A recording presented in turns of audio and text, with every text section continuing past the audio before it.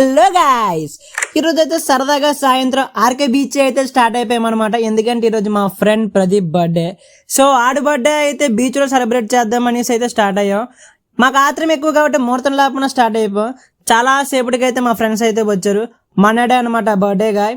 మేము ఎక్కడ cake cut చేయాలని చెప్పి ఆలోచిస్తుంటే మా గ్యాంగ్లో ఒకటి మాత్రం సైడ్కి లేట్ చేస్తున్నాడు. చూడండి, ప్రతి గ్యాంగ్లో ఇలాంటి అయితే ఉంటాడు కదా డెఫినెట్గా. మేమైతే టీం వర్క్ చేసి మరి క్యాండిల్ అయితే వెలిగించాం. ఎందుకంటే అక్కడున్న గాలికి అదైతే ఎలగనంటుంది. ఫైనల్ గా అయితే వెలిగించాం. కాకపోతే మా ఓడికి చిన్న అదైతే ఉందన్నమాట.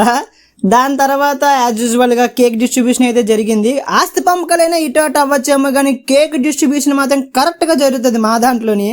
మీకైతే ఇప్పుడు ఒక సెలబ్రిటీ నేనైతే పరిచయం చేస్తాను. మరి ఎవడో కాదు, అది మా మోహన్ అనమాట.